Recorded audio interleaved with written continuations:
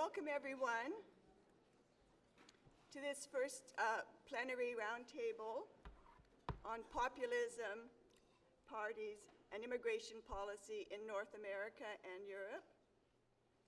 It's my distinct pleasure to be chairing this roundtable. It's a topic that I think we are all interested in, trying to understand the rise of radical right parties, and in particular in this at this conference, we're trying to understand the implications of the rise of radical right parties for public policy. The question arises as to the extent to which public policies themselves are implicated in the rise of radical right parties, and then as well, what happens when governments, to what extent are governments also responding to, in terms of their public policies, to the rise of the radical right parties. So we're very fortunate this morning to have four people who have thought long and hard about these questions. They are experts on them, and I'm just going to briefly introduce them to you before I turn it over to each of them. So we will begin with Terry Givens. She is currently the Chief Executive Officer of the Center for Higher Education Leadership, an organization that she founded. In an earlier life, she was a provost at Menlo College in the San Francisco Bay Area, and before that, a professor of government and European studies at the University of Texas at Austin, where she also founded its Center for European Studies. She has written quite extensively, and among her books are Legislating Equality, The Politics of Anti-Discrimination Policy in Europe, and she's written as well on voting radical right in Western Europe. That's a 2012 book that she's published. So welcome very much, Terry, this morning. Martin Shane will be our second speaker. He is Emeritus Professor of Politics at the New York University, where this past year he was also a Distinguished Emile Noel Global Fellow. He has a long, long history of publishing on subjects of immigration, and he publishes extensively, but The Politics of Immigration in France, Britain, and US is one of his works published in 2008. He also has another book, more recent book, on the border, the politics of borders in Europe and the US. Our third speaker is Tim Blandus. He's Associate Professor of Comparative Social Policy in the Department of Social Policy and Intervention, and he's a Fellow at St. Anthony's College at the University of Oxford. He is also a Fellow of the Higher Education Academy, and he's a visiting senior fellow at the European Institute at LSE. He has published several journal articles on electoral politics, labor market policies, and he's currently finishing a book on sovereign wealth funds. He has written extensively as well, trying to explain explaining the rise and success of far-right parties in European parliamentary elections. He's looking at the linkage between economic insecurity, labor market policies, and far-right voters in Europe. Our last speaker is Phil Triantafylopoulos. He's from the University of Toronto. He's one of my colleagues. He's Associate Professor of Political Science and Public Policy. Phil has written extensively as well on immigration policy. His book, Becoming Multicultural Immigration and the Politics of Membership in Canada and Germany, published in 2012, was shortlisted for 2 prizes. He is also the editor of Wanted and Welcome, ? Policies for Highly Skilled Immigrants in Comparative Perspective. His current research is looking at how center-right parties in Europe and North America are adapting their electoral strategies in response to culturally diverse electorates. So we're going to begin then with Terry Givens.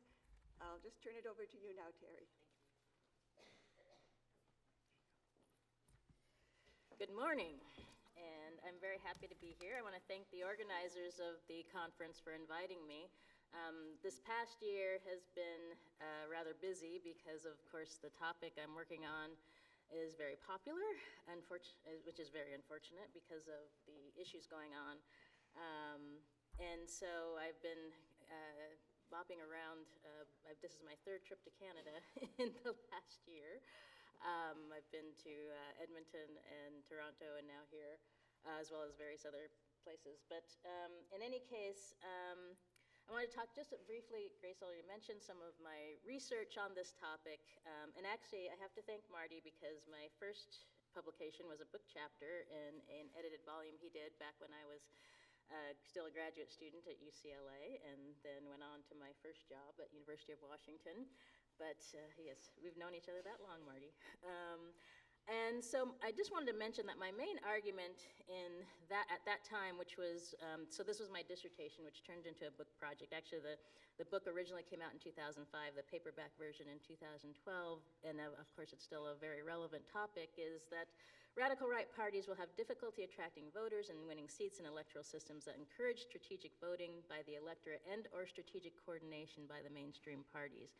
And in the recent German election, of course, we saw the success of the AfD, the Alternative for Germany, and one of my arguments revolves around the role of coalitions, grand coalitions, and basically inducing people to vote for non-mainstream parties. And I also want to mention that, and I'll talk about this a little bit more if I have time, is the role of green parties now is becoming more prominent, of course. So we're not only seeing the rise of the far right, but also green parties, far left parties, and so on. I then went on to study EU immigration policies. I have many publications that talk about, because of course the timing was great for somebody who wants to study EU and immigration policy, because of course the EU only gained competency in the area of immigration in the late 90s, early 2000s. And so I have several publications that talk about the development of public policy in the EU around immigration. And then my second book, Legislating Equality, focused on immigrant integration policy, immigrant politics, and it was also another edited volume I worked on. And I think this is going to be a really growing topic, is the role of immigrants as they become citizens, as they grow in population in Europe, and their role in voting and impact on politics. So in any case, I've also focused on immigration policy and security, and then on my administrative side, I write regularly for Inside Higher Ed, if you're interested in that aspect of academia. But today I want to talk about the shifting norms that threaten our democracy. And I'm not going to read through this bit, you can obviously read it, but one of my big concerns going back into around 2010, actually this has been an ongoing concern, is the shifting norms that we're seeing not only on the far right, but of course with mainstream parties. And so this became very clear to me over the years as I was doing my research, that a lot of the appeals that we were seeing on the far right back in the mid-90s were becoming part of the mainstream discussions, particularly in conservative parties, but even on the left to a certain extent. Things like, connecting the number of immigrants to the number of unemployed, racist appeals. It's very apparent in the U.S. That there are many politicians in the Republican Party who are using what we call dog whistles, appeals that are clearly racist in nature. And so one of the things that I noted as I was doing my research is that there was these shifting norms. And so I want to talk a bit about what is behind these shifting norms around racism, and particularly the politics of immigration in recent decades. And I want to start with our wonderful colleague who unfortunately has passed, Ari Zollberg, and the article he did with Lit Woon in Politics and Society in 1999. To me, this is a really classic piece in sociology, but it's really grounds my thinking in terms of how we deal with immigrant integration. And so they talked about the English-only movement and the referendum on bilingual education in California, where I live, and the kind of this clash between Anglo-American and the invading Spanish language, and comparing this to the tension and contention between Islam and more secularism in Europe. And so basically that these are, for those who are most opposed to immigration, see a looming threat of loss of cultural identity accompanied by disintegrative separatism or communal conflict. And so we see this development over time. The article also goes into discussing various aspects of immigrant integration, from more of a incorporation type of approach to a more assimilationist approach. But this is actually, when I'm teaching, I always assign this article in my courses because I think it's a good way to structure the way we think about how people see threat. And so, of course, there's a lot of other literature that talks about this, and I've written an article about issue salience in terms of immigration and the support for radical right parties. There are issues around terrorism and security issues. This has been a very high-profile thing. And at the EU level, immigration control tends to be the main focus, and that's one of the conclusions of one of my articles that looks at the development of EU immigration policy. We talk about the fact that anti-discrimination policy was the only expansive policy at the time, but also low salience. But I should say that several of us have been talking more recently about the use of integration policy, i.e. things like language policies and requirements for visas, as a means to actually control immigration. So limiting people by adding on to the requirements that they must pass in order to gain visas and or citizenship. We've seen the backlash against Obama in the US, a backlash against anti-discrimination policy, rights for LGBTQ, and women in power. And then, of course, the overt rise of white supremacists with neo-Nazism, things like the protests in Charlottesville. I mean, the thing I really focus on is that the types of racism and approaches to white supremacy becoming much more overt. In the sense that you see more protests, although there have been, of course, responses to those. And so what's interesting to me in the media, and of course there's a ton to do around media studies, because you see the counter marches and so on that don't get as much media attention as these much smaller activities of the far right. But in any case, in terms of economic factors for the rise of some of these parties, you have the 2007-2008 economic crisis, which saw increasing support for far-right parties in places like Greece and Eastern Europe, but also more generally cultural threat that has led to support for far-right parties, racism, Islamophobia, misogyny, and that's more on the right. On the left, I think it's important to note that we've seen a different type of cultural threat, which argues that Islam is anti-gay and anti-women, and using that to basically argue for less immigration. So in terms of discourses, as I've mentioned, far-right discourses from the 1990s have become mainstream by 2010. And one of the critical moments I talk about is the fact that you had in 2007 and 2008, basically in a 3-month time span, you had Angela Merkel, Lena Jospin, and sorry, I'm getting the names wrong because I'm tired. But anyway, you had the leaders of France, Germany, and the UK, all basically saying that multiculturalism was dead. And so this was clearly a coordinated attack on multiculturalism, whatever that may mean. And so we see a shift within the conservative parties away from the kind of norm that had been existing up through the early 2000s of we will respond to the far right by having anti-discrimination. The big one was the Racial Equality Directive by the EU. That was the big response to Jörg Haider's party in Austria. But since then, we've seen a strong shift away from that to take on the rhetoric and appeals that the far right is using. You have a focus from nationality to Muslims in Europe happening, and the rise of Islamophobia. Geert Wilders working with people in the US like Pam Gellard on anti-Islam activities.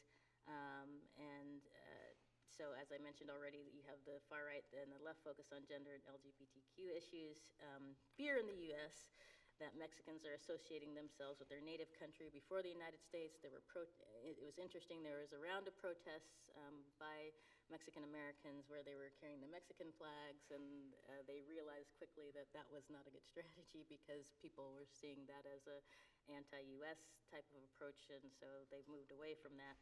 But you have the veil and burqa issues, which I won't go into because I don't have time, but also the identity debates that occurred in several European countries around what does it mean to be French, what does it mean to be British, and so on. So from Brexit to Trump, this is going to be my last couple of points, is that we've seen the rise in violence. I mean, the statistics are clear that hate crimes are on the rise. We had the murder of Walter Lübcke in Germany, which is still being investigated, but in any case, it might be the first far-right assassination in some time.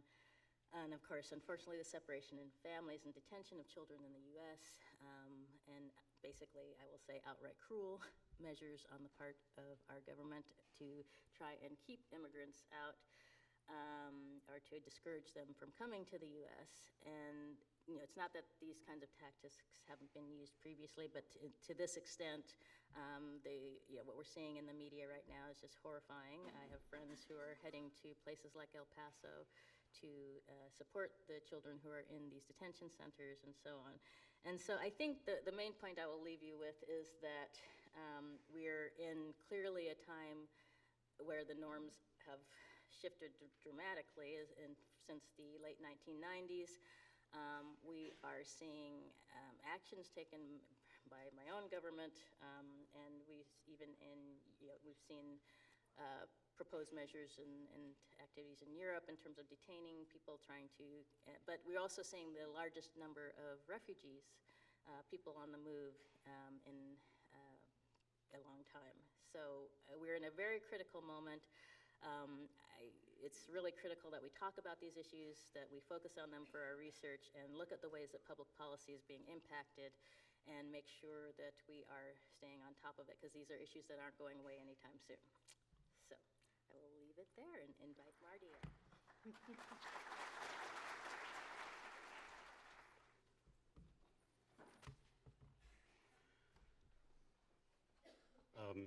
Hello, thank you for inviting me, and thank you, Terry.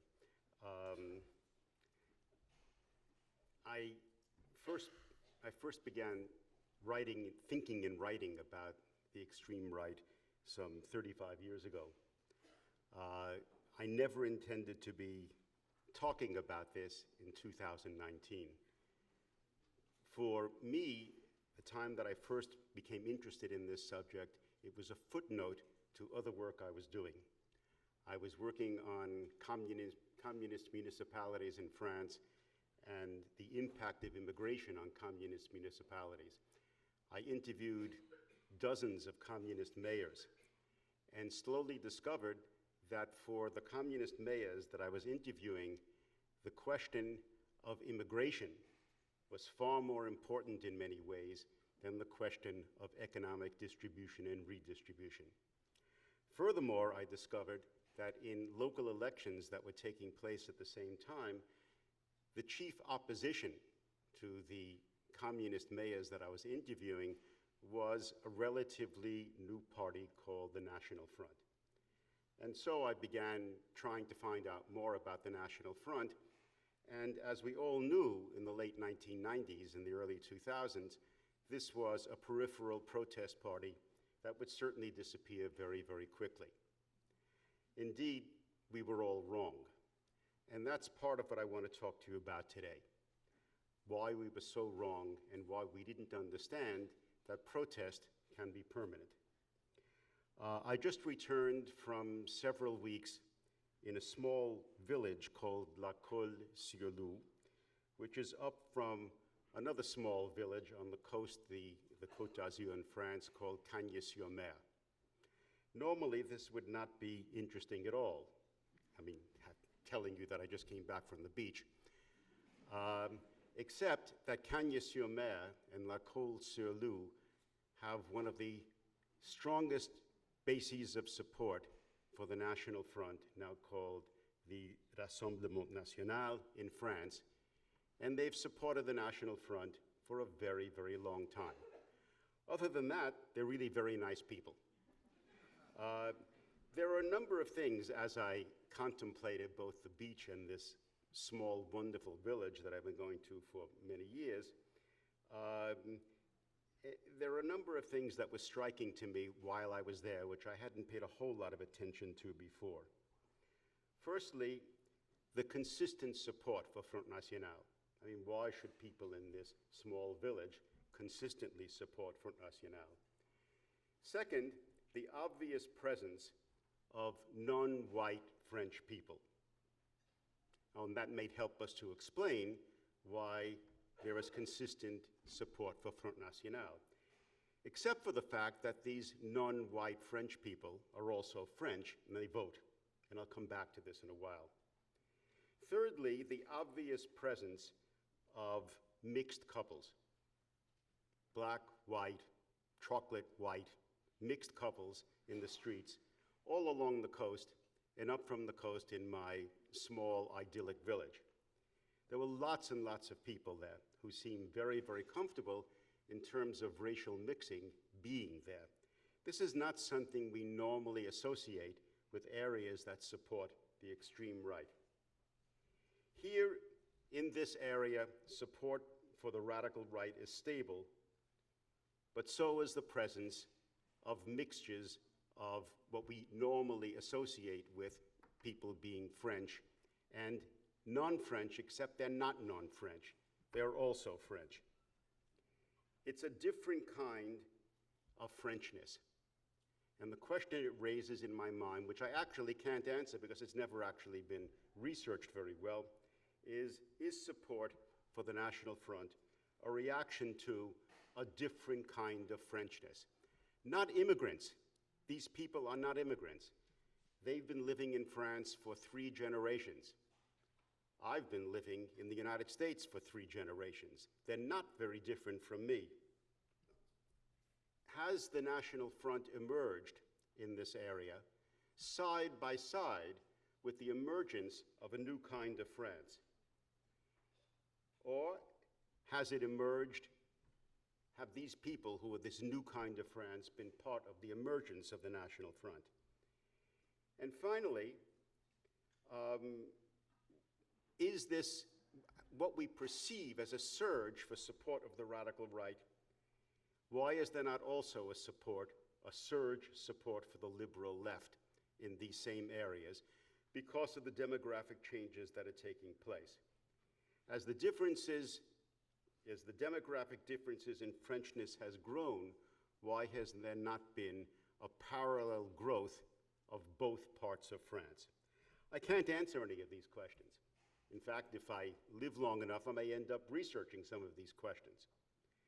But what I want to pursue today with you is some of the myths that emerge, or partial myths that emerge, about the radical right cross-nationally, that I perceived these last few weeks in my village in France, but in fact are applicable to most of the rest of Europe as well. First myth, radical right parties are unstable protest parties. Not true.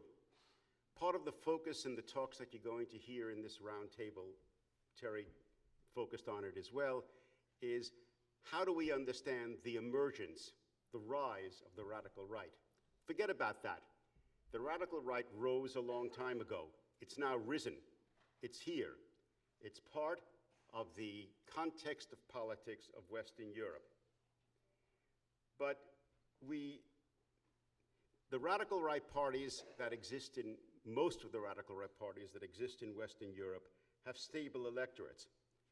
In France, for years now, 80%, 90%, sometimes 95% of people who voted radical right in the last elections are guaranteed to vote radical right in the next elections as well. This is a stable electorate. The radical right that is Front National in France has an electorate that is more stable than any of the parties of the left and than any of the parties of the established right. Secondly, radical right parties are said to be fundamentally anti-system. That is, we think about the radical right of this present period in much the same way that we thought about the radical right, or at least some of us thought about the radical right in the interwar period. We think of them as fundamentally anti-system, and they're generally said to be a danger to the political system. I would take exception to this. The radical right parties are not anti-system, certainly not in the same way as the interwar radical right parties were anti-system. Indeed, they generally tend to exploit the system and use it to their best advantage. Secondly, arguably, and we can argue about this afterwards, the radical right has expanded the democratic debate in large countries in Western Europe. They may not have expanded the democratic debate in ways that you would approve of or in ways that you like, but they have certainly expanded the democratic debate in terms of which issues can be debated and which issues are politicized. Third, the electoral victories of the radical right, which are now well established in most large countries in Western Europe, have worked in various degrees in their favor, and in some degrees to their detriment. The electoral victories in France, for example, have expanded the amount of patronage at the local level that's available to the radical right. They have increasingly legitimized the presence of the radical right, both in France and in other countries in Western Europe. By and large, it seems to me that it's mostly scholars who think of these parties as not being legitimate, and a decreasing number of people, that is political leaders on the left, who make this argument as well. And by and large, electoral victories for the radical right have made possible electoral victories for the radical right. That is, they've increased the possibility of further electoral victories. There is a but here. The but is that to the extent that radical right parties have participated in power, mostly in coalition government, this has worked to their detriment. It has, generally speaking, decreased their support and increased their elite instability. That is it's now classic. The most notable consequence in France, for example, which has one of the largest radical right parties in Western Europe, the most notable consequence of most of their electoral victories at the national level have been splits of the party within a year after they've been electorally victorious. And therefore, electoral victory, or what can be perceived of as electoral victory, and participation in power has increased the instability of the party itself. For this reason, they are generally more effective in opposition than they are in government. They are poor as governing parties.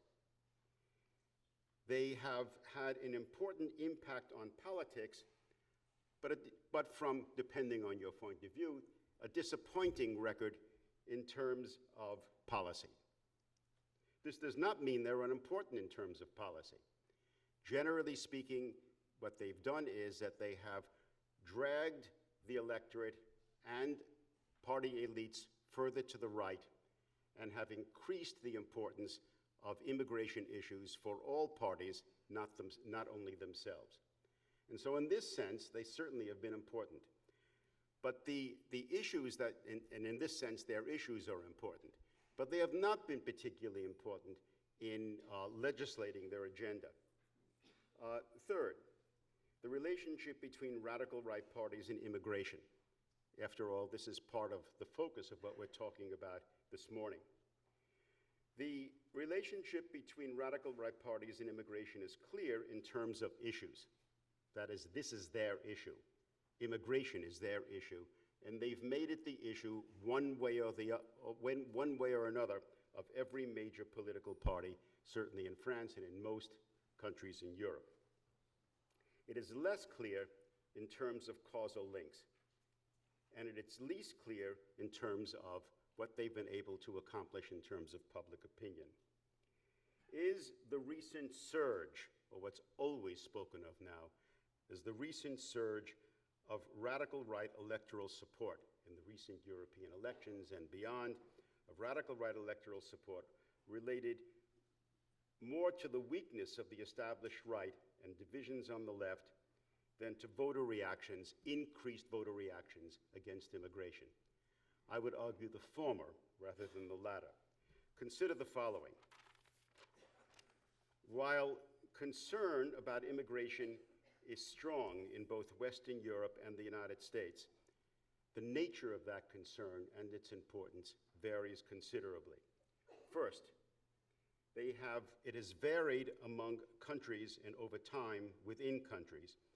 For example, in Europe, concern about immigration mostly peaked in 2015 and has declined since, if you follow the surveys on this question. Let me give you a few examples.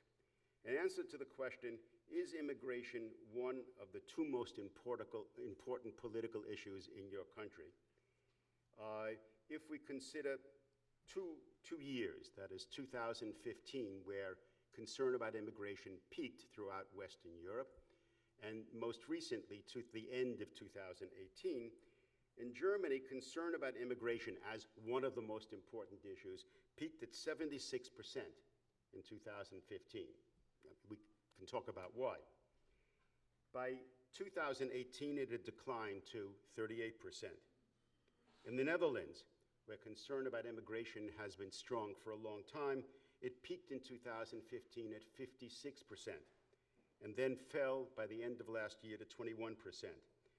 In Sweden, 63 to 25. In Denmark, 60 to 34. You can begin to see a pattern here. In the UK, which we can discuss separately because there are some separate issues involved, it also peaked in 2015 at 44% and then fell to 17% at the end of last year. In Italy, where there's been a recent really important victory for the radical right, it peaked at 42% and then fell to 35%. And in France, it peaked at 22%, never as high as people imagined, and then fell at 17%. In the United States, which I have not included until now, it also peaked around 2015 and then fell this past year, with an important difference between, unlike the other countries, an important difference between Republicans and Democrats. At the end of 2015, the importance of immigration peaked at 35% for Republicans, but only 17% for Democrats. United States views on immigration are striking in another way, and that is, by and large, if you follow the running Gallup surveys on immigration, which have been going on now for more than 25 years, since 2001 in the United States, support for immigration has actually increased. That is, since the attacks on the World Trade Center in 2001, when there was great concern about immigration. Since 2001, the percent in favor of, catch this now, increasing immigration, not opposing immigration. The percent in favor of increasing immigration went from 10 to 30% the end of last year.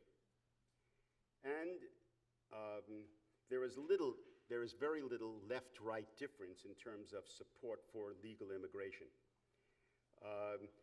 The opposition to immigration, that is, in effect, are there too many immigrants in the United States? They didn't say, should we send them all back home? But the opposition to immigration decreased from 58% when it peaked in 2001 to 29% at the end of last year. There has been in the United States a consistent majority since then, since the effects of the World Trade Center, either for keeping immigration levels as they are, or much more importantly, to actually increasing immigration levels. What Americans are most concerned about, and what Europeans are most concerned about, is not immigration as such, but what is perceived of as illegal immigration. Now, in many ways, asylum seekers fall into this category of illegal immigration. Has been, I would argue, the real driver of policy on both sides of the Atlantic. But legal immigration, that is the importance of legal immigration in the United States and Europe, is perceived of in different ways. First of all, in the United States, legal immigration is not polarizing at all. That is, support for legal immigration is quite strong, whether it's Republicans or Democrats. But it is polarizing in Europe. That is, the opposition to even legal immigration is much stronger on the right than it is on the left. Secondly, what immigration means in Europe and what it means in the United States is also different. What immigration means in Europe is a cultural challenge. What immigration has meant in the United States in recent years is a legal challenge. And that's really very different from a cultural challenge. Americans are much less sensitive to the cultural challenges of immigration than Europeans are. So let me see if I can wind this up. What is the reality of the radical right? How can we understand the reality as opposed to the myths about the radical right? The radical right is first part of democracy in both Europe and the United States. There's no point, it seems to me, in arguing that the radical right is a real challenge to democracy, even if it's a challenge to what we perceive of as certain kinds of democratic values. Much as communism played a role in post-war Western Europe in challenging the values of the existing system, and in a more important role in challenging them directly through its alliance with the Soviet Union, the radical right, in fact, is much less of a challenge in that way than communism was. The populist anti-immigrant focus has attracted a large working class vote in Western Europe, and more recently in the United States as well, that has undermined the base of support for the European left. That's important, and that's an important change, and that's an important political impact. But it's also weakened the European right by challenging alliances of the European right, which would normally be the governing center right in Europe. But these parties, that is, these radical right parties, radical right populist parties, are not strong. They may attract electoral support, but in terms of their organization and in terms of their elites, they are not strong, and they frequently falter in governing coalitions. All of this means is that they are an electoral problem, but in terms of government, it's hard to know what exactly to make of them. One thing is sure, they're not about to seize power. Their future is made more uncertain, it seems to me, by the demographic changes that are now taking place in Europe, and of course, indeed, in the United States as well. These changes in both Europe and the United States are not favorable to the core issues that are focused on by the radical right. The changes in Europe is towards a more multicultural Europe, no matter what the radical right says. Immigration in Europe is continuing, and is continuing at a relatively high level. And that immigration is not coming just from Poland. And so it seems to me that the future of the radical right is put into question by the very questions that they are imposing upon European politics. Thank you.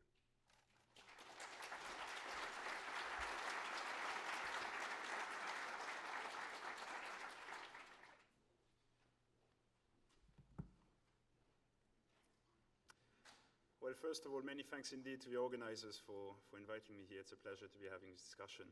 I look forward to the Q&A.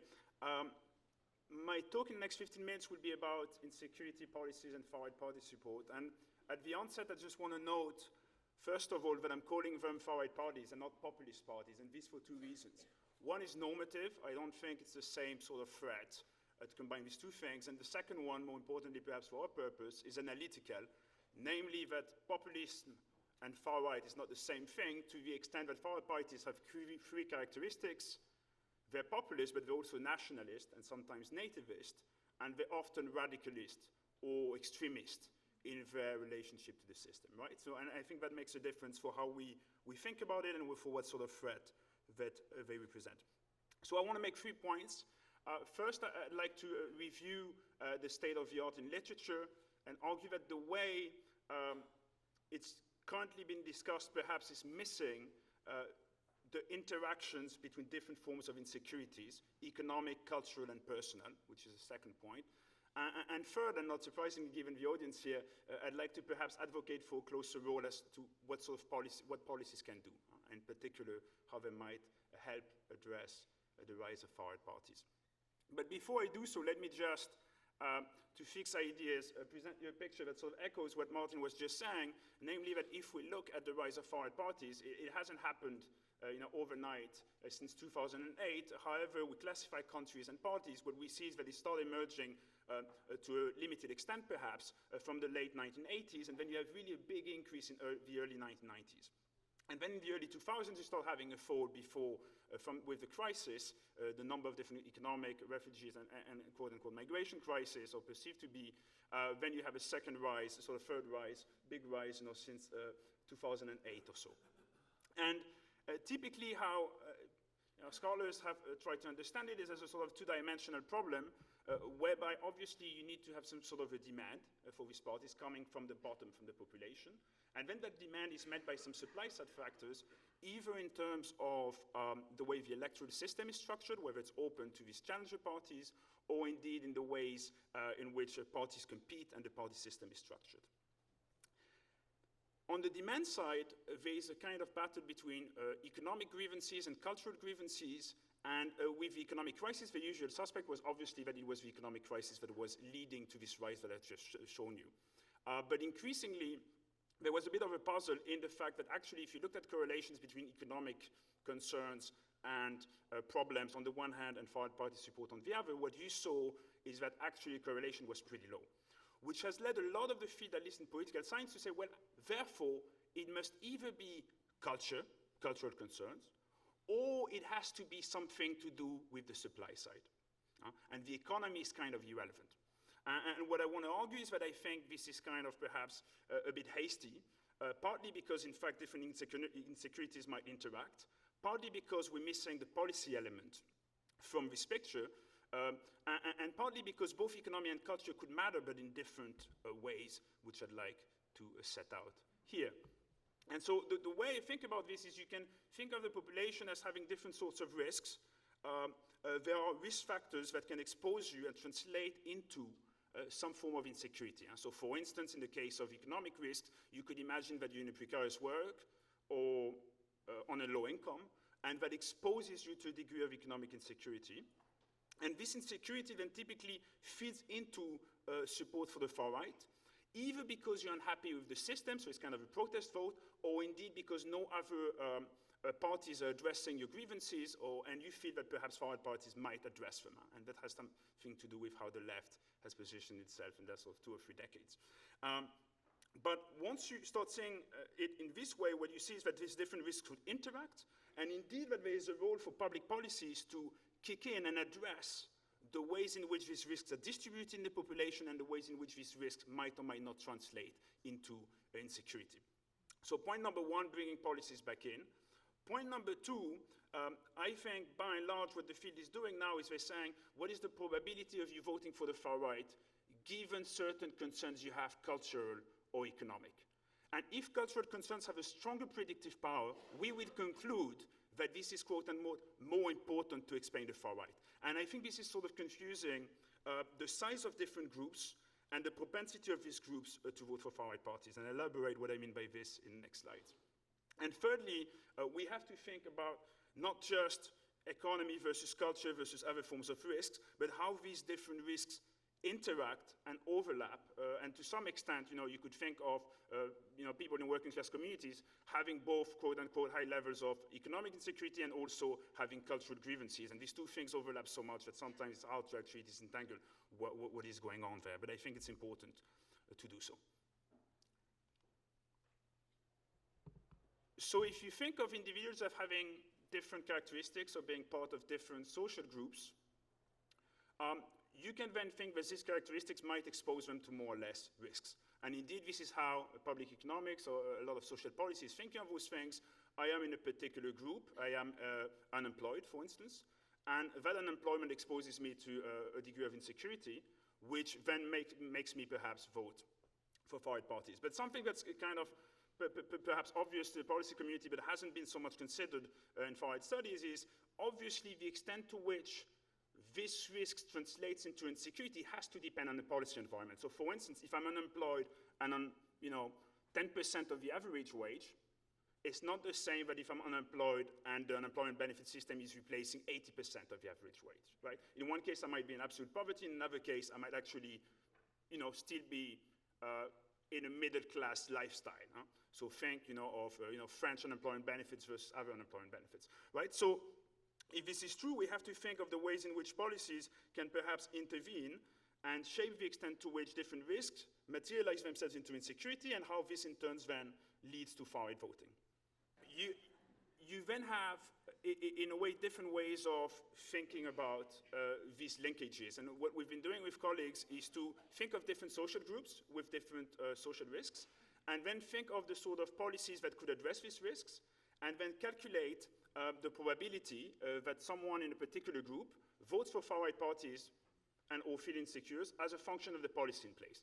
So for instance, you could do this at an individual level, and you could say, if I am unemployed in a particular European country with a particular benefit system, what is the probability that I will vote for the far right as opposed to an unemployed person in another system, with different levels of unemployment benefits. And you could also do it at the national level and map the extent to which national electoral results correlate with the unemployment rate in that particular election, depending on the benefit system. And you can do that for a whole range of social groups and policies. And I think this is perhaps not ideal in some ways, which we can discuss, but I think it helps us to get into thinking about the ways in which policy might help stem the rise of the far right.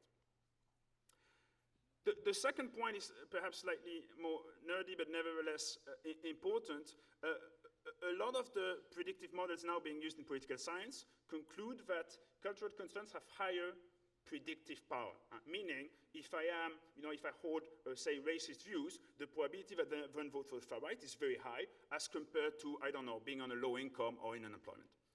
Conclusion, it matters more, except that the size of the groups is being missed, right? Which is that you could imagine, for instance, just to take an extreme and silly example, but to fix ideas, you can imagine that you have 110 people in a country. 10 people are hardcore nationalists, 5 of which vote for the far right. 50% probability of voting for the far right. The 100 that remain have economic insecurity. 20 vote for the far right. 20% probability. You fit a model on this, you conclude that holding hardcore nationalist attitudes is very, very important, therefore explains the rise of the far right. Except that in the example that I've just given, you have 20 people voting for far right who are economically insecure, and 5 voting for far right who are culturally insecure or hardcore nationalist. So does this really explain the rise of the far right? And the way you can therefore think about it, and the way we've been thinking about it with colleagues, to say, well, actually, successful far right parties are able to coalesce a high proportion of people with cultural concerns, the core electorate of the far right, and perhaps a smaller share of a much larger group of people who have economic concerns. Just to give you an example with European Social Survey data of most EU countries from 2002 to 2016, you can calculate the probability of someone voting for the far right, depending on whether or not they think immigration is good for a country's economy, and depending on whether or not they think immigration is bad for the country's economy. And what you see in a way is that obviously someone who thinks that immigration is very bad for the country's economy and very bad for the country's culture is extremely likely to vote for far right, 14%, for a sort of cross-sample average of about 6%. And someone who thinks both are good, very low, much lower probability, but not insignificant either, 4%. When that person who thinks that the country cultures is not being undermined by immigration start having economic concerns, that increases the probability a little bit, but not a huge amount, from 4 to 7%. Whereas if that same person who had no concerns whatsoever start having, say, cultural concerns, the red arrows, you see it's a much bigger increase. And however you look at it, cultural concerns always have a much stronger predictive power in the data, regardless of what you control or what sort of things you throw at it. And the reason I know is because initially when I started doing this, I wanted to show that economic concerns mattered more. And I couldn't, find that the predictive power of economic concerns mattered more. And so I was puzzling my mind. I was thinking, what's going on here? And then it hit me that what we were missing was the distribution and the size of groups. So this is exactly the same data. You have 100 people here, and what you're doing is you're literally putting the percentage points of people who think the economy, the impact of immigration on the economy is good or bad, and the same for culture. And then the people in red are the far-right voters. And you see exactly what I was trying to say here, which is that basically, you know, as a ratio, the percentage people who think the impact of immigration on culture is bad, who vote for the far right, so the red person as a ratio of everyone else, that's a pretty high incidence, right? So therefore, when you fit a model on this, it's going to have a very strong predictive power. But you still have two here, you know, in absolute terms, who are in the far right electorate in my sample, who are voting for the far right, even though they think, you know, immigration is great, both in terms of culture and in terms of economy. And these people could have other sorts of grievances. This is just for immigration, obviously. You could think of economic insecurity. Okay, let me just now say something about complex interactions between different forms of insecurities. I mean, one problem we have, obviously, is that when I'm culturally insecure and when I'm economically insecure, often, as I said, these two things overlap, and you don't know which one is leading to which one, or whether there's a confounding effect of another factor which is driving both. So you could be in a very deprived community, which has a whole range of problems, and both of those things are making you more economically and culturally insecure. So one way to get at that, which is in some ways perhaps slightly inelegant, is to think of a random shock, which, you know, exposes people to a form, in this case, a form of personal insecurity, and to think about how that random shock then affects the likelihood of people supporting far-right parties. So what we did with some colleagues is we said, okay, during the European Social Survey, it is being fielded at different points in time, which you can say, for instance, in the case of Sweden, see here. This is the number of respondents at different points in times. And halfway through the sample, you had terrorist attacks, which you can identify, and therefore, in a way, you can look at the impact of this terrorist attack on support for the far right by comparing people who are just before and people who are just after, noting that obviously who's before and after gets decided way in advance, and it's therefore kind of exogenous to the treatment. Interestingly, we find that this has no effect. So being in a country that has a terrorist attack, in the very short run at least, didn't spur support for the far right. But more interestingly, perhaps, what we did find is that for people who are, how shall I put it, who do not have cultural concerns over immigration, these people who previously probably were not voting for the far right become more likely to support the far right. On the other hand, people who are, you know, economically insecure, so say unemployed people, which you can see here, they become less likely to support for far right. And this was kind of a puzzling result because we were thinking, well, actually, if I'm already insecure and something else is making me even more insecure, I should be even more likely to turn to the far right.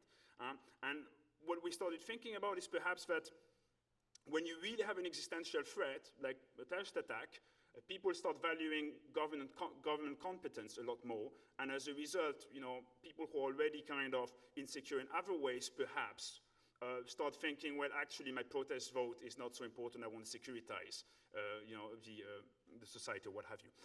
This is just speculation at this stage, and I'm sort of putting it out there for discussion. And just conclude. And thank you for the chair for being kind of the time. I did get interrupted with an alarm, so I think. So I think the sort of broader implications of this are that perhaps there is some sort of a, even though the phenomenon of far-right party support has been there for a long time, perhaps there's kind of a new winning formula emerging for far-right parties, and I think we need to understand it to fight it in a way. And this new winning formula is trying to capitalize on a range of insecurities that are interacting. And they're not just exogenous, you know, they're not like it's just coming from above. To a large extent, they're the product of policy failures, think of austerity, which has really enhanced insecurities. So I think, for instance, in the English case, you had local municipalities, they've had 50% of their funding being cut, and then subsequently people said, oh, there's all these immigration flows that are putting the public services under pressure. But no one had stopped to think, hang on a minute, how much of this pressure is actually the result of the funding crisis rather than something else? I mean, obviously, we had thought about it, but it wasn't really in the policy debate. And I think, in a way, if we could just stop some of the policy failures, it would already go a long way in fighting the far right. Economic and cultural insecurity tend to reinforce each other, and they provide a pool of voters with different types of grievances. And, you know, it's not yet clear whether all forms of insecurity sort of play out the same way.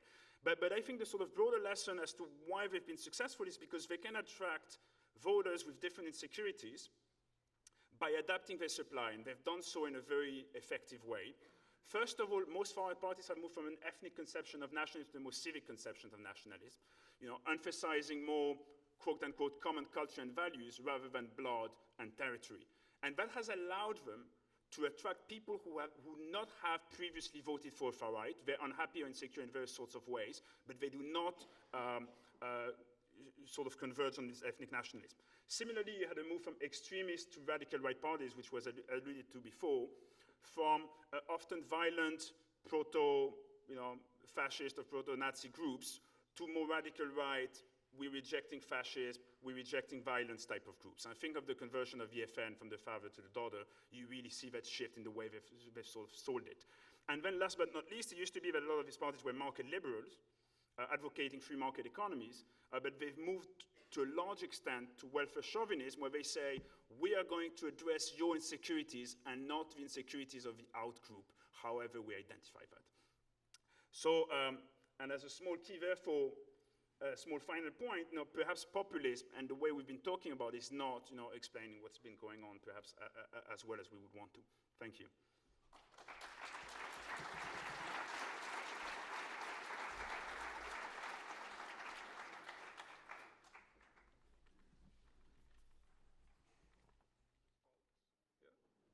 Okay. Hi there. I'd like to thank the International Public Policy Association for the opportunity to take part in this plenary session with such an esteemed group of colleagues. It's wonderful to be with you and to be with all of you. Thank you. Thanks also to my dear colleague, Professor President Grace Skogstad, for organizing and moderating the roundtable.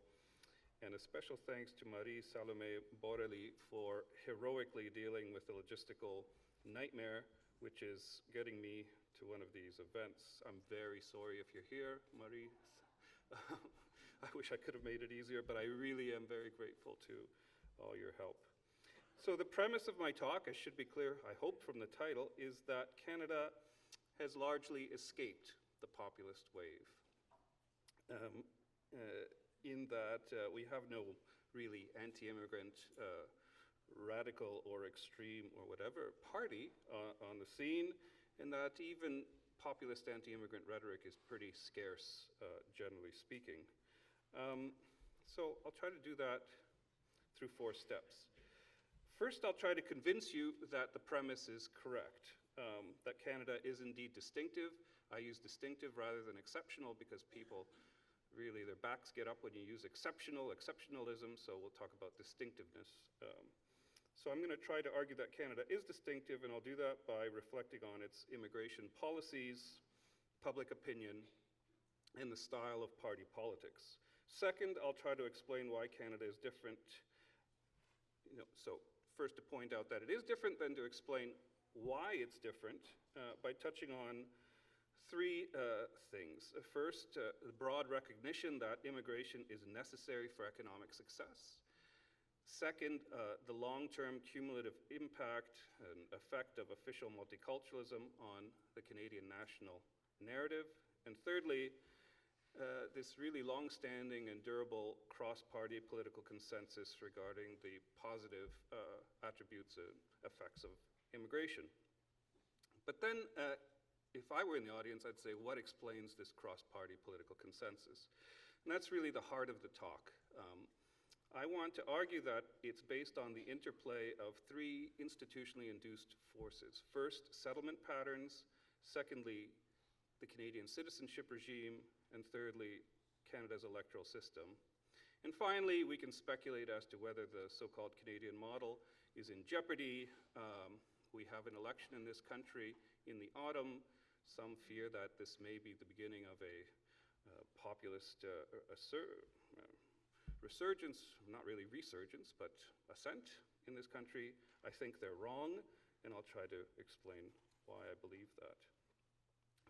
First, with respect to immigration policy, this figure demonstrates that annual immigration levels in Canada have been quite high over the course of the 2000s, averaging about 250,000.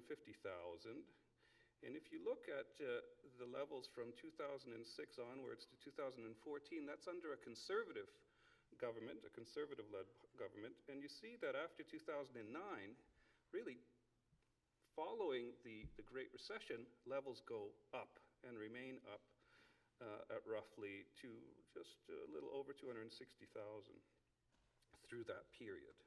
So high levels are something that both liberal, center-liberal party-led governments and conservative-led governments have agreed on. This is a slide showing the liberal Justin Trudeau-led government's immigration levels plan. And since coming to power in 2015, the Liberals have expanded levels significantly so that by 2021, Canada will admit about 350,000 immigrants per year in a country, Grace, is it 38 million now? Yeah, thereabouts. That's a lot. So approximately 90,000 more than in 2014, and in 2014 levels were quite high. This tells you what immigration policy has done to Canada over time. For my Canadian colleagues, I think that immigration is the big hole in the political science literature in this country. We haven't begun to understand how immigration has shaped Canada. There's a lot of work to be done. In any case, the foreign-born population now nationally is about 22%. If you think about Canadian cities, it's higher. It's about 24% in Montreal, 29% in Vancouver, and where I live in Toronto, every other person you bump into is born in another country, 50% foreign-born. I'll get back to that point a little later. For now, it's worth underlining that Canada administers an aggressive immigration policy and has done so right through this period of populism. What about public opinion? This graph tells you about how Canadians respond to the question, are immigration levels too high? You see that many Canadians, majorities, believe that immigration levels were too high through the 70s, 80s, and 90s, and then that begins to change at the turn of the millennium. And that by now, only about 35% of those surveyed, and this comes from the most recent Environics poll that tracks this over time. This is from April 2019. Only about 35% of Canadians surveyed, and therefore Canadians, if that survey is at all useful, and I think it is, believe that immigration levels are too high. And in fact, those that disagree reach almost 60%. So Marty was talking about whether people feel that immigration is a problem. You noted, this big decline in the US. It goes from 58% in 2001 to a low of 28% or 21%. In Canada, it's about 3% as of April 2019. So this figure tells you about the most important problems facing Canada today. Immigration is not a very important problem for most Canadians. Most Canadians believe that the economic impact of immigration is positive. So the narrative that's been woven by Canadian governments and Canadian elites regarding the positive contributions of immigration has been generally accepted. And that's a very high number, about 77% as of April of this year.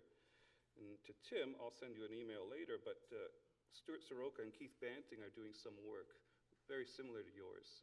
They're going to give a paper at a workshop we're organizing in the fall that tries to think about the unemployment rate and support for immigration or non-support for anti-immigration. Anyway, this is not to say that Canadians are completely comfortable with immigration and the consequences of immigration. Many, as this figure points out, many are concerned that too many immigrants do not adopt Canadian values, and this concern is long-standing. So although Canada has an official multiculturalism policy, Canadians are very much integrationist, and they are perpetually concerned that immigrants are not integrating. When a visit to Concordia or the University of Toronto or other urban campuses in the country would demonstrate that the power of capitalist markets and other things make it very difficult to resist integration, really assimilation. In any case, Canadians are concerned, but for the most part, these concerns do not translate into support for populist anti-immigrant parties or even rhetoric, let alone policies. Some in the room, we're in Montreal after all, will say, well, what about Quebec? Some would argue that Quebec, under the current CAQ, Coalition Avenir Quebec government, led by Premier François Legault, is moving in a populist anti-immigrant direction, for example, by recently banning the wearing of religious symbols by public servants and reducing annual immigration levels.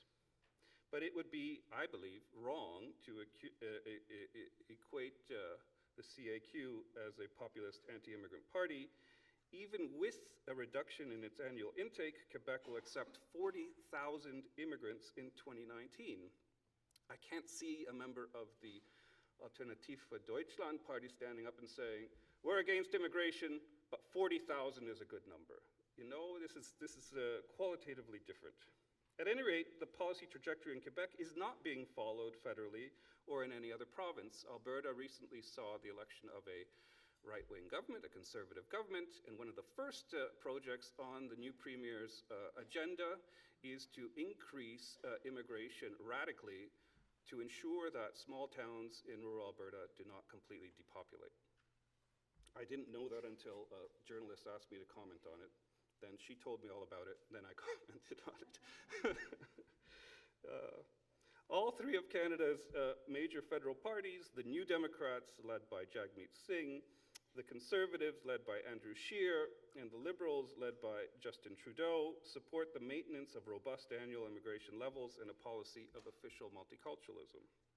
This cross-party political consensus has been long-standing and is a uniquely Canadian feature. Why is Canada different? I'll go through the first 2 points, well, all 3 points relatively quickly. All of them deserve much more time, but we don't have time, so I'll go through it quickly. First of all, there's broad recognition that immigration is necessary for labor markets and economic success more generally. And this is shared by the public, as you saw a moment ago. It's shared by business leaders, not surprisingly, and it's shared by provincial leaders. So leaders of provincial and territorial governments agree that immigration is necessary for economic success, in part because some of those provinces are shrinking. And so they need people. Natural-born Canadians are good, but immigrants are good too. And so there is no real regionalization of anti-immigrant politics that you might see in other federations. I think this is a point I only thought of while preparing this talk, and I haven't seen anybody really compare Canada to other federations where you do see the outbreak of populist support in sub-state units. So that's one. Second, the cumulative effect of official multiculturalism on the national narrative. Generations of children have been socialized to believe that diversity is a positive attribute and that tolerance is a cardinal Canadian virtue. I mean, this is really propaganda. I grew up under this regime. It was drilled into my head. It was drilled into the heads of children across this country. And so the importance of official multiculturalism can't be measured by the size of its budget. My esteemed and colleague and friend Randall Hansen says, look at the size of the multiculturalism budget. It's not very important. But that misses the point. The symbolic importance of multiculturalism for building a shared sense of common Canadian identity is, I think, underappreciated. Finally, we get back to this cross-party political consensus. The public's generally positive views on immigration and multiculturalism are reinforced, I would argue, by statements of Canadian politicians. But that begs the question, why isn't immigration politicized? Why don't we see a sort of turn to populist rhetoric and tactics in Canada? And the answer, I would argue, is based on the contingent interplay of 3 forces. First, settlement patterns among immigrants. Second, Canada's citizenship regime. And third, Canada's single-member plurality electoral system. Most immigrants settle in parts of the country where most people live, which is, and most of the country is underpopulated or not populated at all by human beings because of climate and other geographical factors. So most immigrants settle in urban parts of the country, close to the border, and especially in Ontario, and especially in Toronto and the suburbs ringing Toronto. This is a map. It's a little bit dated. We have to update it. I work on this topic with two dear colleagues, Professor Christopher Cochrane at the University of Toronto and Professor Zachary Taylor at Western University. And Zach is a GIS guru, and what he did was overlay riding boundaries with census data. So the darker the spot, the heavier the concentration of immigrants, the denser the concentration. So you see that some ridings contain upwards of 70% foreign-born.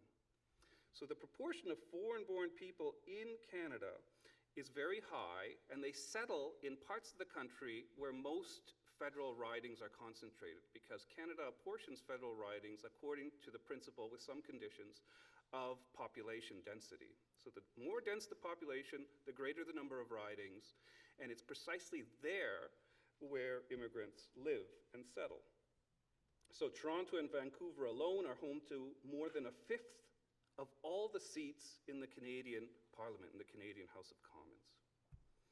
This reality is not lost on the political parties. This is a slide leaked from a Conservative Party presentation prepared for the 2011 federal election. And I think it demonstrates that Canada's political parties are very well aware of the political implications of immigrant settlement patterns.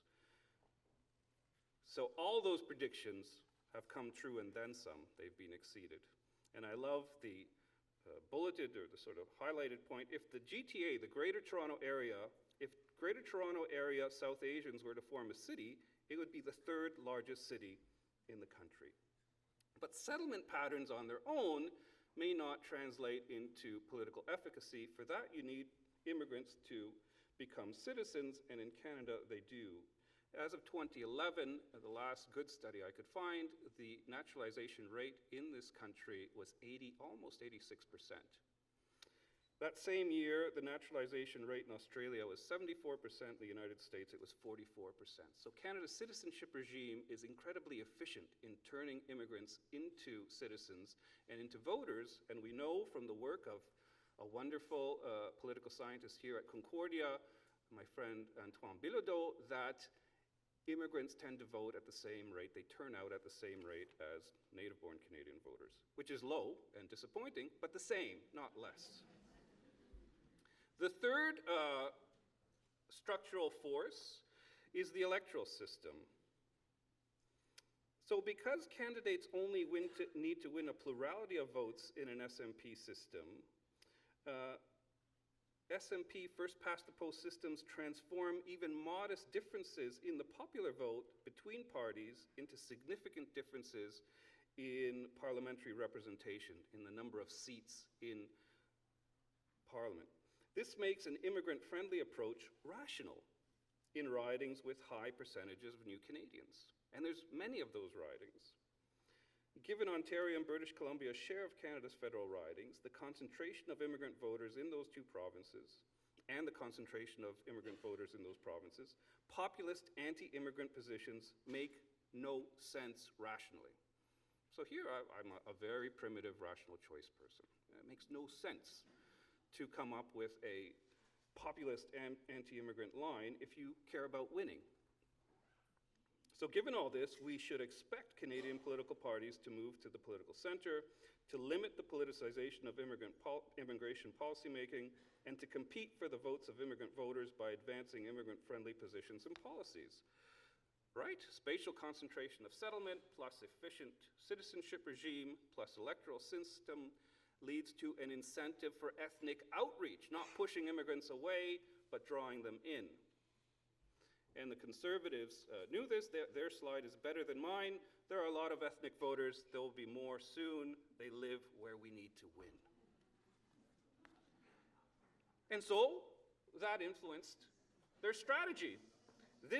So I heard this gentleman referred to as a predecessor to Trump. This is former Prime Minister Stephen Harper.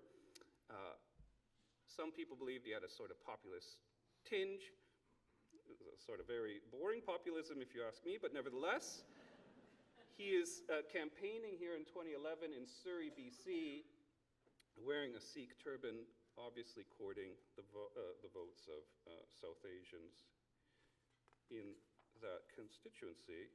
Not to be undone, this is Justin Trudeau campaigning in 2015. You get the message. Now, some worry that the populist tide that's washed over other industrialized democracies will reach Canada, and in fact it is reaching Canada, and they point to the public's concern over irregular border crossing by asylum seekers coming north from the United States.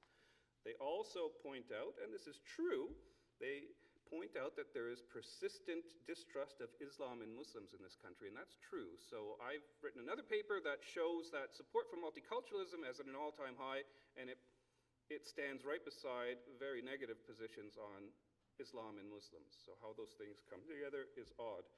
But nevertheless, it's there. Recent polling has also indicated that there's growing apprehension regarding the continuing admission of non-white immigrants. Okay, so those are concerning factors.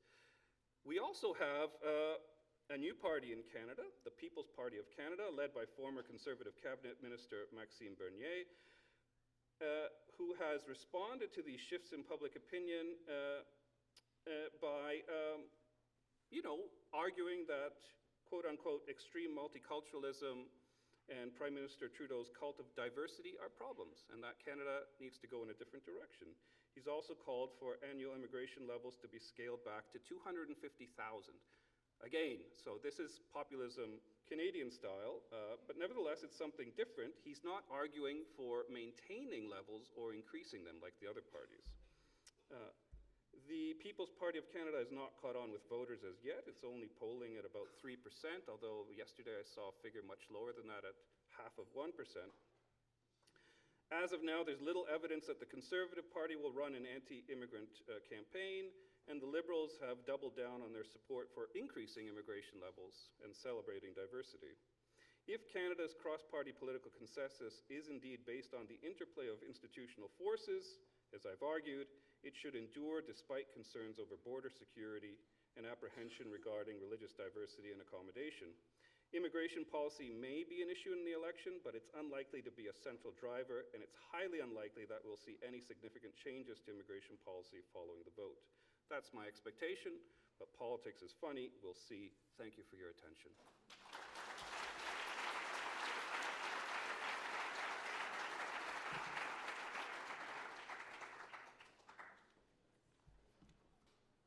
Does anybody have any questions? Hi, I'm Diane Owinger. I've come from New Zealand. I was very interested in the last speaker's comment about first past the post and its impact on increasing the probability that you will focus on a large immigration population. And I can see the logic of what you're saying, but I'm also conscious that I come from a country that moved to mixed member proportional representation in '96, and since then what we have seen is a vast increase in the people from different ethnic minorities and immigrants in particular represented in Parliament. So I'd be just interested to know whether what you are seeing in your political party is people putting forward more immigrants as candidates as part of the trend you've observed.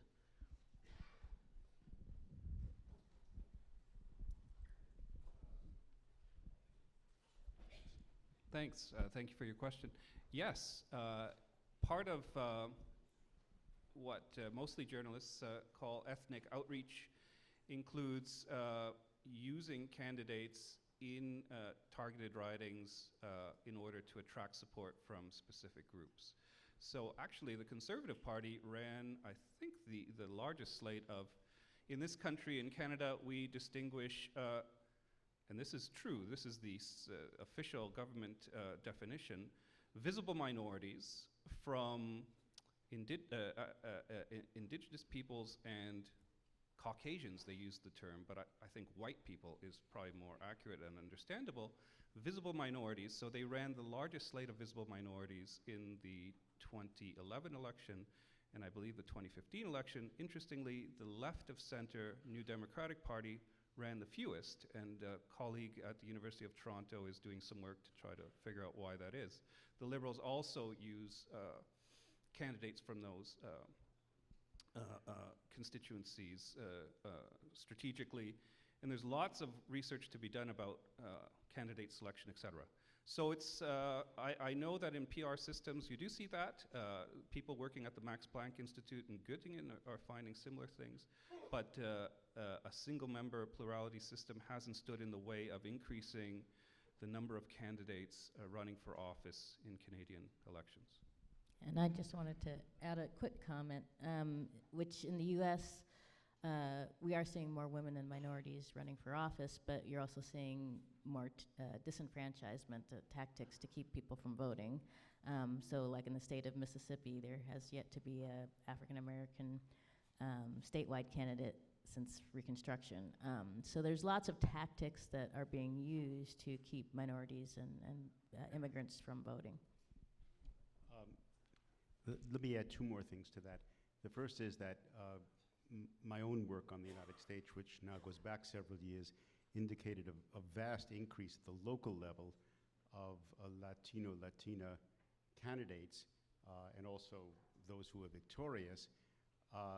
In Britain, the Conservative Party in the last two elections has run a very important increase of minority candidates.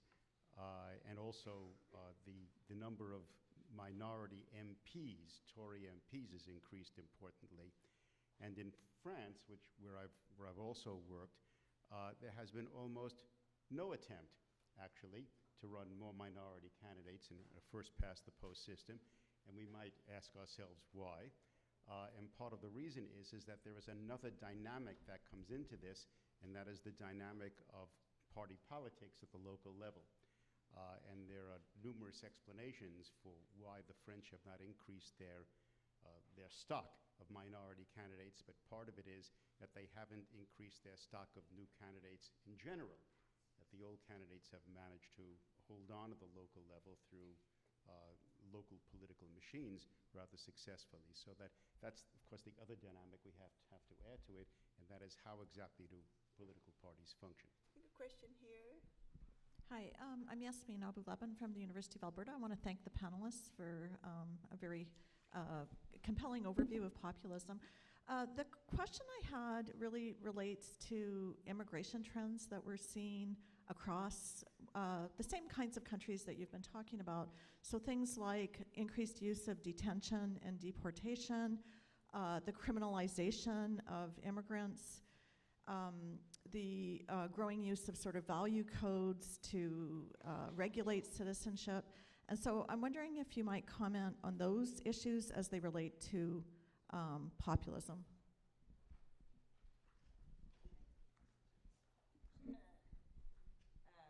Yeah, I kind of addressed that in my talk. I think that the issue here is, where sometimes it's not a general trend, but particular politicians are seeing a way to address these issues. And, it's hard to come up with any one particular cause for this. I remember when I was doing some research on the immigrant integration issue in Europe, in Belgium and in the UK, you start to see places specifically for asylum seekers at the airports, keeping them from, so basically treating airports as non-territorial places to keep people so that they can't say they have actually entered the country. And we're starting to, the US is taking on that tactic by keeping people from entering the US territory, asking Mexico to not allow them to have long lines. Anyway, they're creating delays for people to get in, which unfortunately is leading to people to take desperate measures when you see the result of that. So I think it has been an ongoing trend. It's been going on for a while, and that it's going to continue, partly because in terms of asylum seekers, not so much, so we have to make some distinctions here. There's regular immigration, there's illegal / undocumented immigration, and there's refugee and asylum seekers. And what's happening is there's more people, and as we see more countries, they've been mainly coming from Central America into the US, but more destabilization in Latin America, more destabilization in the Middle East and Africa. Those numbers aren't going to be going down anytime soon. And I think the reaction has been to create more detention instances. But, you know, whether those are sustainable is another question, given the human rights concerns and so on. But I don't really have an answer. The question that you raise is largely a question of the strengthening of borders. And since I've been recently writing about borders, I've done a fair amount of work on how borders have been strengthened. I spent some time at the big detention center at Charles de Gaulle Airport and also at a much smaller detention center at Gatwick Airport. Most people who enter European countries, and for that matter, most people who enter the United States, enter through airports. Airports are the frontier. Even though we spend a lot of time discussing and concentrating on the issues of the physical frontier, it's really at airports that many of these decisions get made. So there has been a very significant increase, and this is not recent, there's been a very significant increase of detention centers which have been created as a kind of territorial no man's land, as Terry said, at airports across Europe, somewhat less so at the United States. The number of people detained in the United States is now grown and is far greater proportionately than the number of people who are actually detained in Europe. Asylum seekers present a very different kind of problem. In order to claim asylum, you must, in a sense, be there to get there. You have to present yourself at a border, either at the airport, which is very, very difficult because you can't get on a plane without proper documentation from any other country, or at the physical border. And of course, in the United States, the present manufactured crisis at the Mexican border is a crisis that's been called a crisis of illegal immigration, which in fact is much more of a crisis of claims for asylum. And the asylum system is a very strange system in that way. If you can't be there, you can't claim asylum. It's hard to claim asylum outside the United States for a variety of reasons that we can discuss. But you can claim asylum. You're supposed to be able to claim asylum at the border. The final thing that I would say is that both European countries and now the Trump administration is working on establishing detention systems outside of Europe. For example, the Italians have been talking for now a number of years with Libyan authorities, whatever that means, about establishing detention systems in Libya. The French have established detention systems in Africa, south of the Sahara. The Americans now are talking about establishing detention systems with the agreement of the Mexican government south of the border. These detention systems are meant to process asylum seekers. That is, there they can claim asylum in these detention systems. The French, the Italians, and whomever will send judges down and make decisions about the somewhere between 13 and 25% of those who will be actually granted some form of asylum. But all of this has to do, I would argue, all of this has to do with finding some way of establishing a border which is supposed to be impenetrable.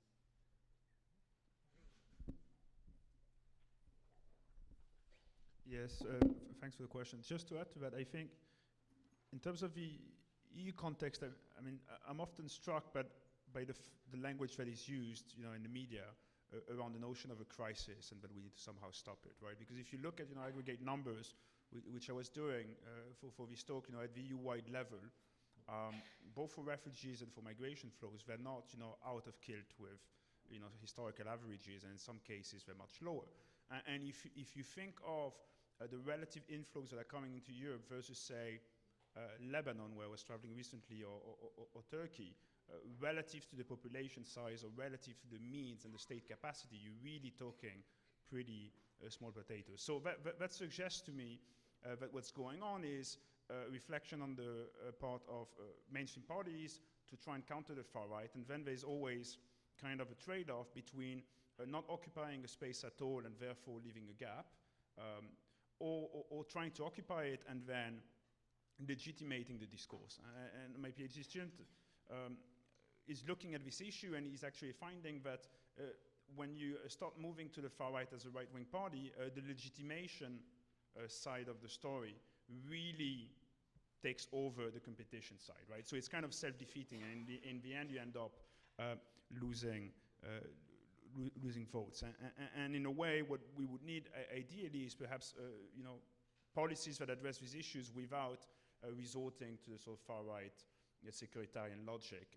Where there are pressures or things to deal with, policies can address them, but not necessarily by securitizing frontiers in such a hard nationalist way.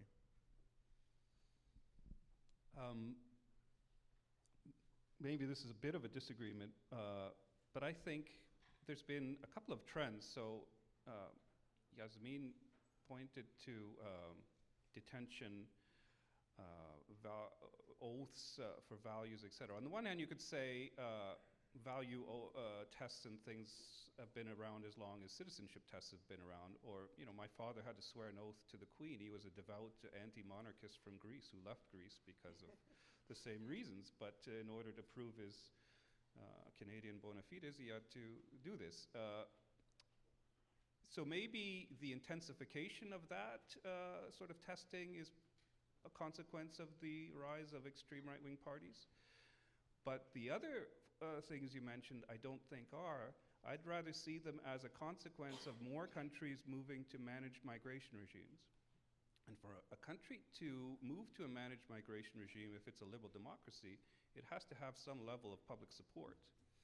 And the one thing that is true of Canada and all the countries I know a little bit about is that when control over borders is seen to be challenged, that's when democratic publics really become worried. And so it only takes a couple of boats with a few hundred asylum seekers washing ashore in Canada for there to be a crisis. And these crises have predated the recent rise of populism, occurred in the 80s, the 90s, and more recently.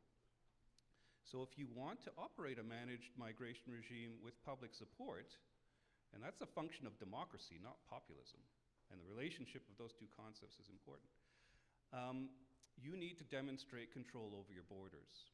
Demonstrate. Whether you have control or not is an open question.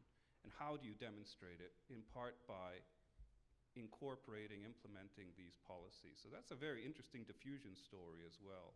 How a lot of ideas that came up in Australia and other places have now become very popular in other parts of the world. So managed migration requires some strategy against irregular migration.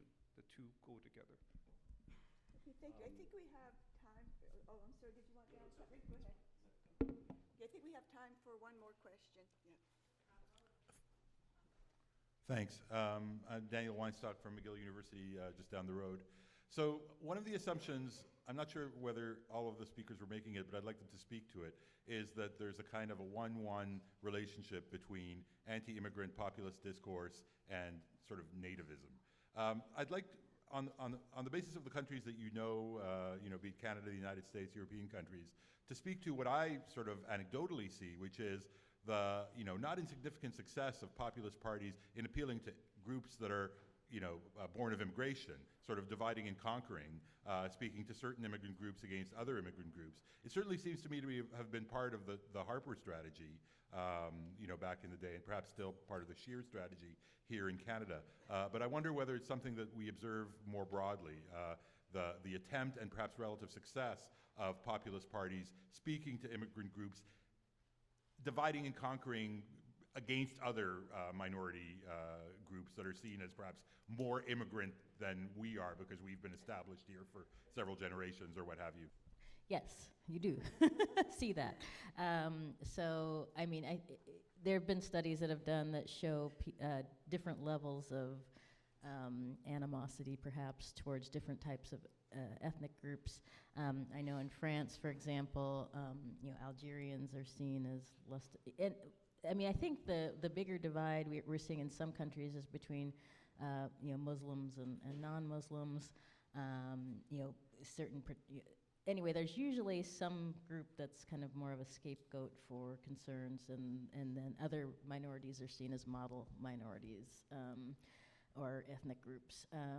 So, for example, in the U.S., actually, until more recently, most people of Muslim background were seen as more kind of model. Tend to be higher skilled, coming to the U.S. for education, et cetera, versus, say, people from Mexico or Central America.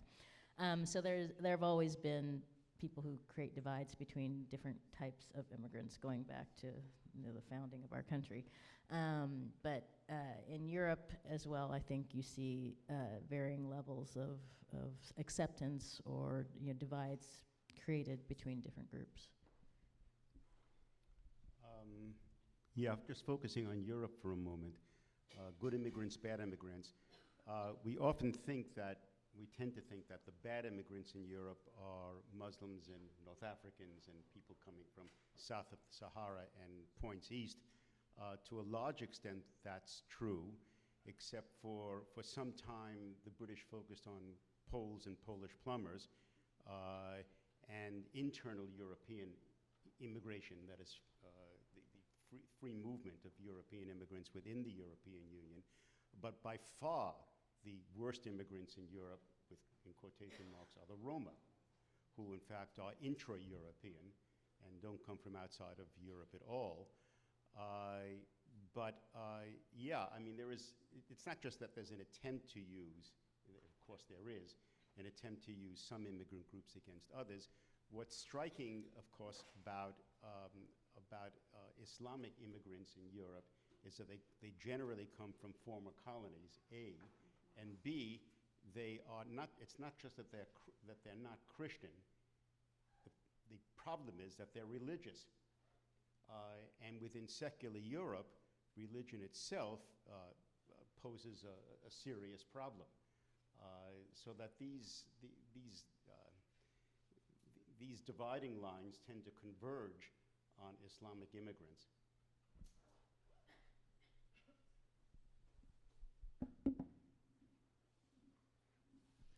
I mean, thanks for the question. I mean, first, a point of language which I alluded to in the talk, I mean, I think, populism, insofar as you see it as this dichotomization of a pure people and an elite, might be or not be relevant in terms of outgroups, groups that are not seen as part of the nation, right? So that being said, in the Brexit case, indeed, it was striking to me as an EU citizen living in the UK that the claim was made to particular groups within the UK, well, look, there's this unfairness now between you and EU immigrants, and if we have Brexit, there's going to be this level playing field, and you're going to all be treated equally in a way that you're not now, and therefore supporting Brexit is kind of a support for an equalization, for greater fairness. That's highly unlikely to happen for reasons we're seeing now. But there was some potency in that message, and indeed the EU project, which always has sat a bit uneasily with Eurofederalists, is also an exclusive project. It's just creating boundaries of exclusion around different territoriality, but otherwise, you also have in-groups and out-groups, which is defined differently, so it's not perfect. That being said, I think one has to be careful also with the degree to which these claims are genuine, because for the case of nationalism or far-right parties, you do see parties, when they move from a more extreme to a radical variant, and from a more ethnic to a more civic nationalist variant, that they try and say, hey, this is what we're doing. It's not at all about immigration. Immigration is great so long as it's regular and they respect our values. But really, if you take, for instance, the case of Marine Le Pen, who heralded this change in the case of the FN in France, the people she had around her as her advisors were people from extremely violent neo-Nazi groups from the 50s and 60s in universities in France, and she had those people around her while she was having these messages. And it was pretty clear to anyone who looked But, besides discourse, clearly, she still had a lot of the core ideology in terms of the team and the policies. And just building from that, divide and conquer is not so easy. So I'm interested in how center-right parties are approaching electorates that are changing as a consequence of immigration. So the example that makes this difficulty of divide and conquer apparent to me is the 2015 Canadian election, when the previous year's work by the former Minister of Immigration and Multiculturalism and Citizenship, Jason Kenney, to build support among groups, South Asians and others, was blasted out the door by an attempt to get greedy and to say, we support immigration, but we're against barbaric cultural practices. We support multiculturalism, but we will strip the citizenship of those suspected of engaging in terrorist activities. And so one good thing about teaching first-year courses, you meet a lot of students, and a lot of students are still optimistic, and they volunteer and do door knocking for candidates. And I heard from them that many people at the door were saying, why do they want to take away my citizenship? So dual nationals. And of course, that wasn't the point, but the messaging was too cute, and it was being lost. And so the support that the Conservatives had built among some communities vanished, and they got obliterated in the Greater Toronto area and lost that election. So divide and conquer, yes, but how do you do it? Since we started late, if there are any other questions, we could take, it's a question here and one there, so, and three. So why don't, will it be okay if you ask your questions successively, and then I'll ask the panelists to deal with them as a group? There's one there. Hello, I'm Maria Paula Dallari from São Paulo, Brazil. I would like, as Tim and Martin touched this point of the role of leftist parties, I would ask, what is the role of leftist parties in the growth of radical right? Why does they fail in building up the support of public policies necessary to face insecurities, both economic and cultural?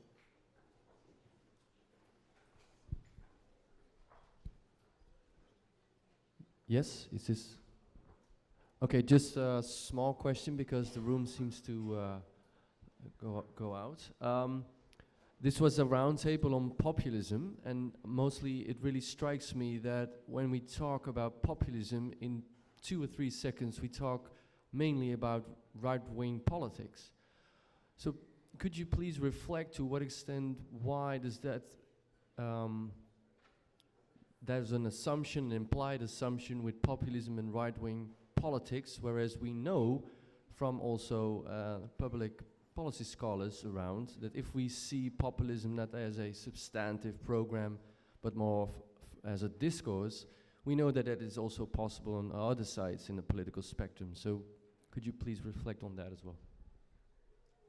And there was a third hand. I think there was a third hand. Yeah.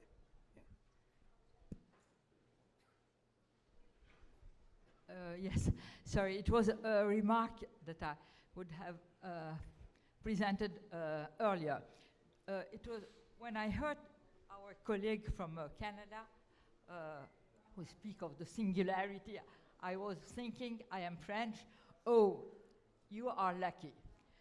But one point that you didn't mention among the particularities of Canadian policy and position in this question is the geographical situation of Canada, because you mentioned later when you can control the immigration, or you give the possibility of controlling immigration, people. This is what happened in France. In France, during the last 3 years, or 5 last years, but it's true also in Hungary, in Poland, in East Europe. All these countries who received millions of or hundreds of thousands of immigrants after the Syrian war, or from Mediterranean, for the South, from the South Africa and Mediterranean Sea and so on, have the impression that it's impossible to control the immigration, and populist party, the rise of populist party is closely linked with this impression in the population, among people. And this happened also, and what our colleague from New York University mentioned, that is the cultural, the question is cultural more than legal, or these questions of religions, questions of language, question of civilization, and so on. All the populist party in Europe cultivate these discourses on the loss of the integrity of cultural tradition in Europe, old tradition and civilization, and so on. And this is Okay, terrain. can I ask you to just wrap it up, No. because, yeah. No, this is, Yeah. no, but I am the first European person who discuss, who listened to this. And I was struck by the fact that all these points have not been emphasized enough, in my opinion. Okay, in the okay, thank you very much. Let's let the panelists reply to those questions. We'll start maybe with you, Phil.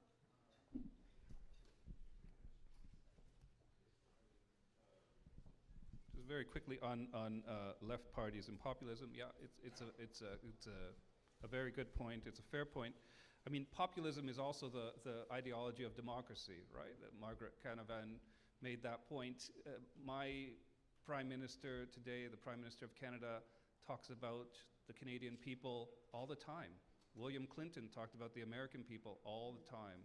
This reference to a people is ubiquitous in democratic regimes and maybe in non-democracies as well, but especially in democracies because it's premised on power to the people. On the point about Canada's distinctive geography, yes, I accept the point. The interesting counter, and maybe makes it a more interesting thing to consider, is Germany, where, of course, you had a breakthrough by the AfD after 2015, but prior to that, and more recently, there's been steady support for immigration. In part because what Merkel did is demonstrate that you can have a managed migration regime. With all the nasty stuff that comes with it. And 2015 was a challenge to that, and what did they do? Less than a year after the reception of Syrian refugees, they cracked down on asylum seeking and made it much harder. So from what I've seen more recently, the trend is towards support for immigration in Germany still, even with the populist breakthrough. Thank you for your questions. On the populist question and why separate those things, I mean, I remain to be convinced otherwise, but I'm not entirely convinced that the populist analytical category is that helpful. What I see when I look at what's going on, across Europe is the rise of far-right parties on the one hand, and in some other countries, often quite different, you see left of the left parties that in some cases would have been identified as socialist back in the 60s, and we're lumping all those things together and saying they're populist and there's the rise of populism. And by doing so, we're assuming that they're a threat to a similar extent, which in my mind they're not at all. And at the same time, we're assuming that it is the populist content of these populist parties which is explaining their rise. And I don't think that's been proven.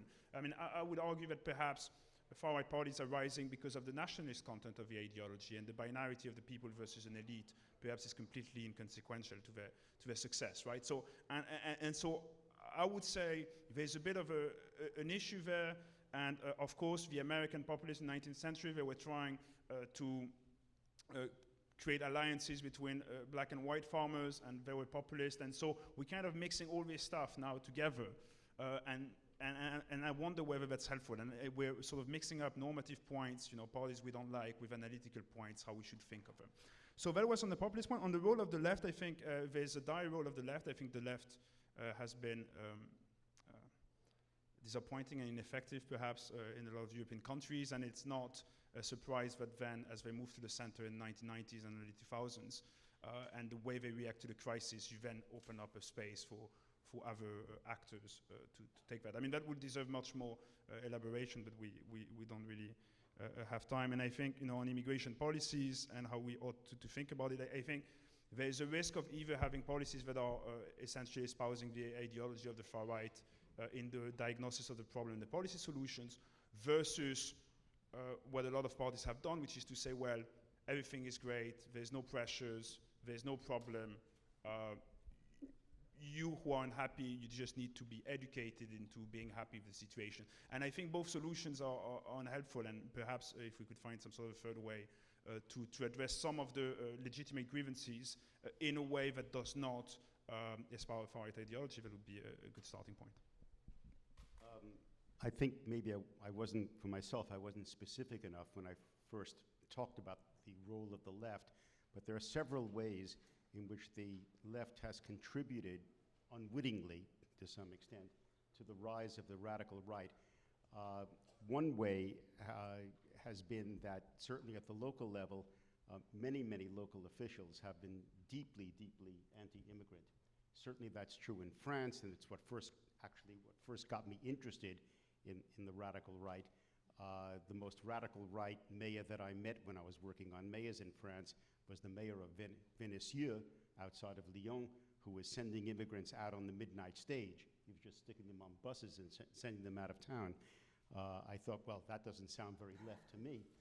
But the point is, the really important point, is that throughout Western Europe, the radical right in many important countries has become the party of the working class. Secondly, the radical right has become the party that has defended the welfare state, albeit in terms of defending the welfare state against the impact of migration.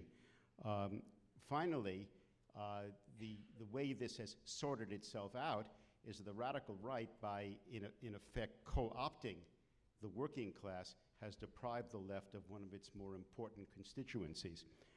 As for Europe in general, the real failing in Europe, I think we would probably all agree with this, but my colleagues would tell me if they don't, has been the inability of Europe to develop a managed migration policy. They made this attempt a few years ago. This is not a great migration crisis in Europe. The crisis in Europe has been the inability to decide how to manage the migration, the immigration of either immigrants or asylum seekers. They just haven't done it very well or at all on the European level. This is the failure. Yeah, and I agree with that completely. We've seen these high-level conferences that have really gone nowhere in terms of managing immigration. In terms of the populism issue, I agree to a certain extent that the label is difficult for a variety of reasons, but if you're just maybe a little tongue-in-cheek, but the reason we were invited is because we all have some expertise on the radical right, so you're not going to get a lot of discussion of the far left in this one.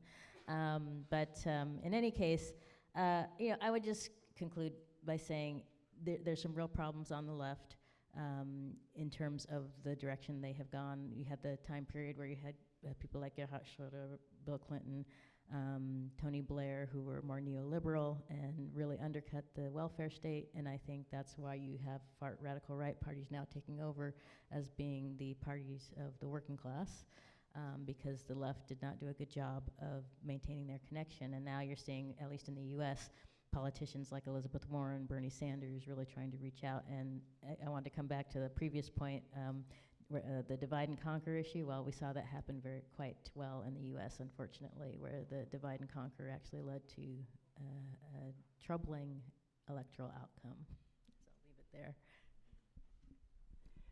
Okay, I want to thank our panelists. I think you all will agree that this has been a very thoughtful, clear panel. All of them have been thoughtful and clear, and certainly thought-provoking for me. And I will now use the term radical right. I will not talk about populism again. So thank you all very much. Can you please join me in a thank you.